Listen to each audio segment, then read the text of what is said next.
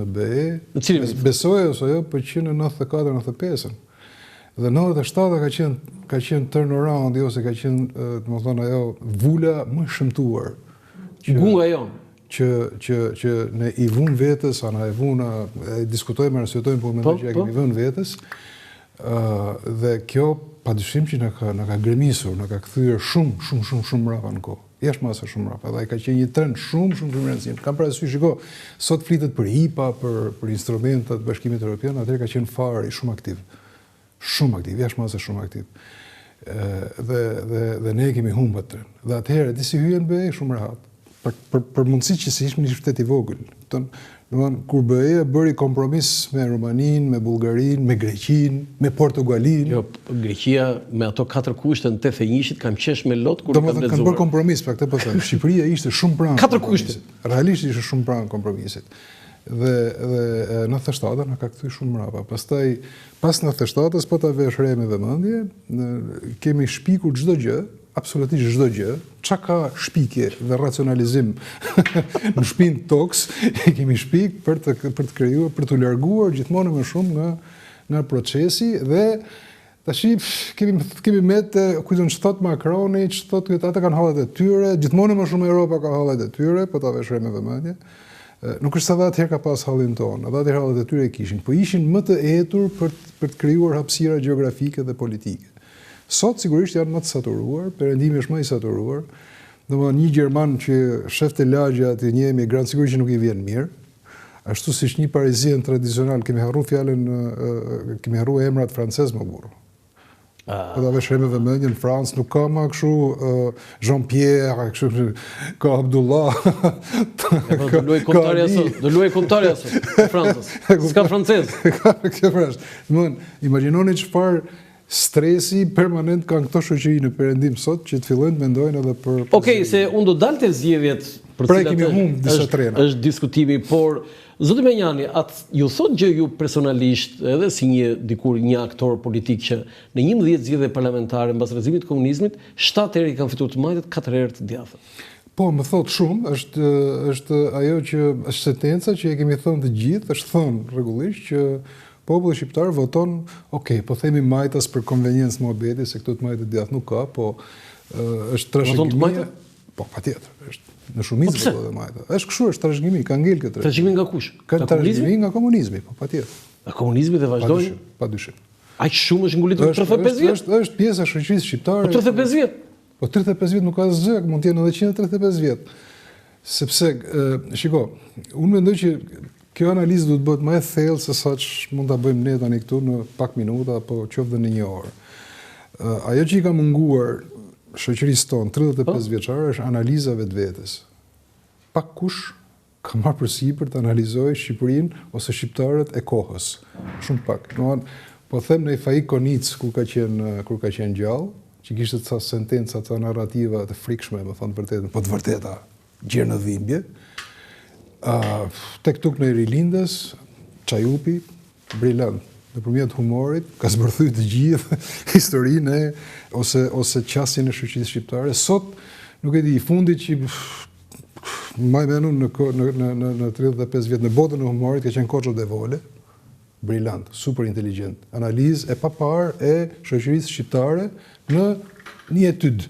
Po pse politikan nuk fut në asnjë? Politikanët janë interesatxhi. E lexojnë Shqipërinë aq sa duan dhe për aq sa e duan. Mos fol keq se ke qenë dhe ti politikan. Po patjetër. Unë nuk thash që kam bërë ndonjë gjë mirë. Ti ke funksionuar si interesatxhi? Unë nuk e besoj këtë.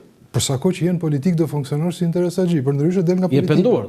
Po del nga politika. Po je penduar që ke funksionuar si interesatxhi?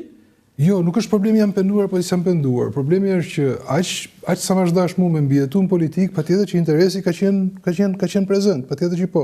Tani penduar apo jo, zita të them, po ndoshta duhet ta kisha vazhduar dhe pak interesin që tisha në politik. Qofse kjo quhet pendim, okay. Po kjo është vërteta, duhet të thënë vërteta. Do të pyes edhe për pjesën që ju keni qenë në politik, por vinte zgjedhjet. Mund të thuash me pika ju po thuaj se çdo ditë keni qenë aktiv dhe keni dhënë argumentat tuaja për rezultatin e zgjedhjeve, që tashmë është certifikuar në një farë mënyrë. Akoma nuk kemi raport ose BE-u diri, po pse fitoi PS dhe pse humbi PD në mënyrë të koncentruar? thash edhe një herë, do preferoja të ishte një analizë sociale. Janë disa pyetje në shoqërinë shqiptare që meritojnë përgjigje. Fjala vjen, pse shqiptarët rendin tek më i forti gjithmonë? Pse? Te laci. Dhe kjo lidhet me Patjetër, është pjesë e analizës. Ose pse shqiptarët, pse na mungon sinqeriteti kombëtar më burr, po kërkojmë gjithmonë që ose pse gjithmonë viktima është fajtore. Pse gjithmonë i smuri ka faj? Ose si ka mundësi që çdo fenomen paqësor ne kemi luftë kundër këtij, luftë kundër atij, luftë pafund dhe nuk luftojmë askënd. Ne s'kemi luftuar kurrë. E kupton? Kemi luftuar. Kur mas njëherë më bule, çka kemi luftuar? Po njëri tjetrin po. Njëri tjetrin e kemi bërë cop. Mirë. Sa kemi mund. Po luftë ne. Edhe 1920, rezistencë luftën e dytë botërore. Aman. Jo. Dakor, mirë. Okej. Lutem tani. Po them që nuk se ju e zhvlerësoni. Luftë quaj ata që bëjnë, ku diun, rusët, që bëjnë gjermanët, që bëjnë francezët. Të rinj të reja që lanë studimet në Perëndim dhe erdhën këtu për luftuar fashizmin, zoti Manjani? Respekt, por siç e shef, ku përfundoi ajo? Përfundoi eksakt të djathtë. Eksakt përfundoi tek një mjedis, tek një shoqëri që nuk e vazhdon gjatë gjën. Por le të kthehemi tek analiza e shkurtër se kjo nuk. Unë do preferoj një analizë më të thellë. Shqiptarët votojnë të fortin. Votojnë të fortin. Dhe në zgjedhjet e 11 maj kanë votuar të fortin? Kjo është prezencë e përhershme. Po ç'është kjo sindrom? Doni të bëjmë një analizë zgjedhore? Po patjetër. E djatha është quajtur ose Partia Demokratike ka fituar vetëm një herë më, që ka qenë frymë popullore e vitit 92. Jo, 4 herë. 92 fitore, flas me votë popullore. Mirë, ajo ishte për ndryrimin e sistemit, po pra, ajo ka qenë vetëm. Në të gjitha zgjedhjet e tjera, nuk po qyna 96-ën, e kishte të fituar, po jo, nuk po e llogaris në këtë analizë. Në të gjitha zgjedhjet e tjera, as 2005-ën? Po nuk e ka fituar 2005-ën, votën popullore e kishte kundër. Ishte përçarja të Majtas që solli. Në 2009 e ndihmuat ju të LSI-s. Në 2009 e ndihmuat ata të LSI-s, se atëherë nuk isha kundër këtyre. Po çon si ka. Ka ngatrova vitin, po ke qenë pak vonë. Po, domethënë në 2009 me gjithë përpjekjet, pa ishte në pushtet Partia Demokratike, nuk i mori dot 71 mandate. Ti jemi realist, ju desh ndihma e LSI-s që 4 votat e arta. Që të rrinte në pushtet. Pra, kur nuk është votuar Partia Demokratike. Dhe kjo tregon eksakte që po them. Po jo 50 deputet me 83. Tani do vim edhe tek 50 me 83, por fakti është që trendi është i majt. Kjo është e vërteta. Shoqëria shqiptare preferon establishmentin, preferon atë që ka qenë, qoftë me pak korrektiv ose me një retushim. Ky është fakt. Po. Dhe përballë këtyre duhet të jesh shumë trikaxhi, duhet të jesh shumë trika, që di të bësh triks. Si thon hileqar, po desha, pak më shqip. Duhet dish ca marrë fete që o ti përçash, o ti bësh. Pra domethënë, pësën sa herë ka çaj Ilir Meta, ka fitu Saliu. Kjo është fakt. Dhe thon thjesht, domethënë, në të gjithë historikën e zgjedhjeve. Kurse në këtë zgjedhjet e sotme është vijim i trendit që ka nisë që në 2017. Mendoj që PD-ja dhe LSI-ja kanë gabuar rënd dhe shumë rënd në vitin 2017 me keq rrjeshtimin politik dhe veçanërisht në qeverinë e përbashkët PD, PS, LSI, ato 3 muaj, 4 muaj sa ishin ato. Ajo ka qenë katastrofa, mendoj unë, e krijimit një klime politike jo fort dashamirëse, jo fort të balancuar, sepse u kriju ideja, pra dhanë prova, të 3 partitë dhanë prova që janë të 3 njësoj.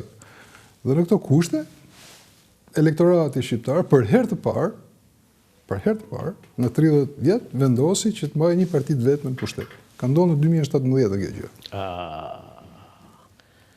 Aty thyu akujt e asaj që vinte nga e shkuara, Partia Socialiste dhe Edi Rama, dhe u filloi të sigurohej që po, u fitokan zgjedhjet dhe vetëm. 2021-shin e konfirmoi, tani e ka thelluar edhe për shkak të dobësisë, politik. Tani shkon kjo zoti Manjani që nga data, që nga mbrëmja 11 majit edhe tani në vazhdim, Partia Demokratike vetëm justifiken, do thëmë, po nxjerrë që na kanë vjedhur. Tani, viden 33 mandate, se 3, 13, 23... Nuk ekziston fjala vjedhje. Po çfarë? Vjedhje... Tjetërsi. Vjedhje do të thotë ti marrësh dikujt diçka që është e atij. Po. pra të marrun një gjën tënde, kjo quhet vjedhje. Po? Tashi, nuk kemi pa deri më sot që dikush ka shkoj mori kutinë atje, mbushi me në F6. Kjo quhet vjedhje, ose vjedhja është që votën tënde e marrun. Po çfarë ndodh në PD atëherë? Pse e thon kështu?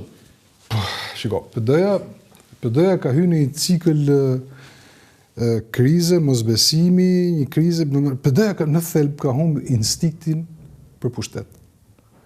Për herë të fundit PD-ja ka fituar në vitin 2011. Imagjinoni. Zgjedhjet lokale kur fitoi Lulzim Basha me ato gushtin e votave që nësi ka. Kjo është fitoria e fundit e Partisë Demokratike. 2011. Imagjinoni, jemi 14 vjet më vonë. Po shumë vërtet. Këta kanë harruar të fitojnë. Kanë humbur instinktet e pushtetit.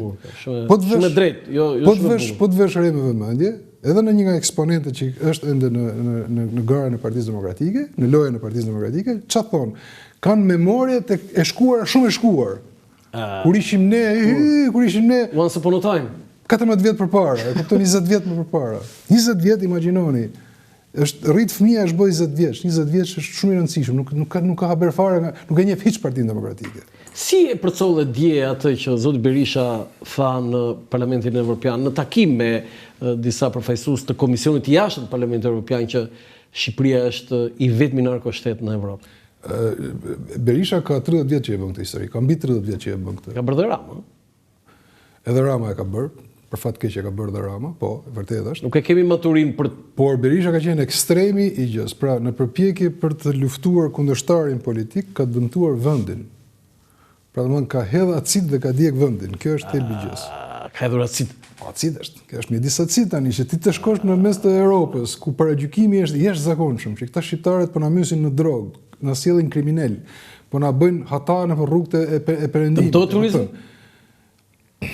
Si ta them, se mas dot. Se thot Sali Berisha tani nuk e thot njëri atje. Jo, ditë them që imazhi nuk është gjë e mirë.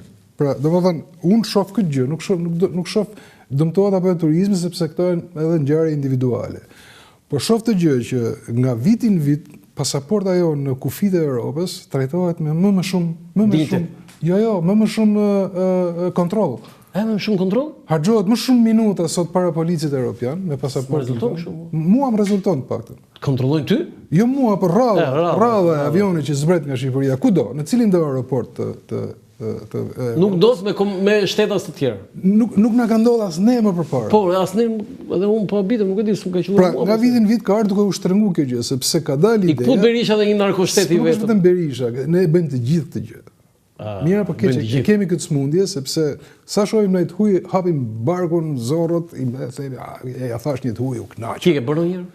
Duhet ta kem bërë edhe unë. E ke bërë? Duhet ta kem bërë tani, se unë të falenderoj që se kjo është një lloj dhe falje besoj. Jo, më duhet tash shqiptare më dhe unë nuk dalloj nga shumë nga pjesa tjetër, por e vërteta duhet pranuar. Pra po tipiku ka qenë Berisha. Realisht tipiku prej mjedisit politik ka qenë Berisha dhe mbetet Berisha. Fut edhe e rretullon atje, Domethënë ka qenë sepse ai krijoi modelin e njeriu që flet outspoken, një njeri që mendon jashtë kutisë, që thot të vërtetën, që dhe ne na pëlqen kjo gjë, pavarësisht se nuk kuptojmë ose kur e kuptojmë, është shumë vonë që kemi bërë një dëm shumë të madh vetes. Është njësoj kur ulesh në sofër, a buk, e kupton, s'pëlqeu ushqimi dhe e menderos sofrën, por nuk shkon atë, ne ti ke ngrënë aty.